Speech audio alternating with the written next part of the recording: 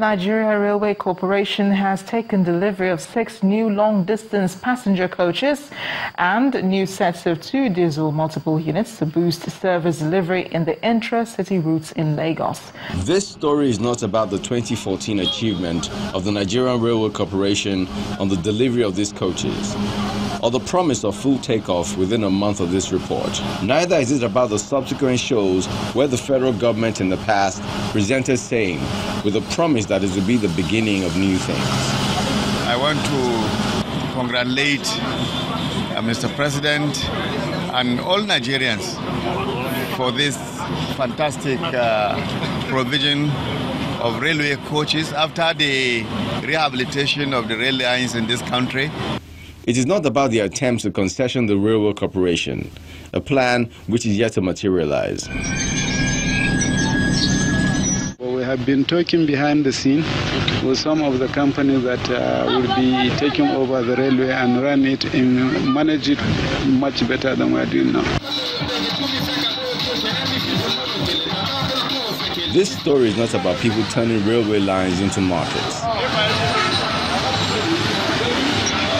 or passengers standing on trains to get to their destination. It has nothing to do with abandonment or dilapidation.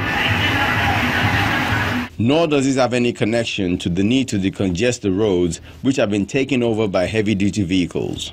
This story is not connected to this statement, credited to the Minister of State for Solid Minerals Development, that the nation wastes $5 billion importing materials for railways, when the Ajaokuta Steel Company, the largest steel mill in the country, set up in 1979 with an objective to turn Nigeria into a steel hub, can comfortably perform that function.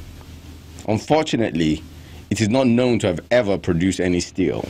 It is not about high-powered visits to Ajaokuta or discussions at the National Assembly to address the problem, or the search for foreign companies to take over the moribund steel plant, as stated by the Minister of Solid Minerals Development. We need to get professionals to help us with the processes. We do not think it is in the place of the Nigerian government to continue to sink money into a bottomless pit. And that's what it has proven to be. So, what is this story about? It is about the willpower to turn a problem that has plagued the nation for years into a solution.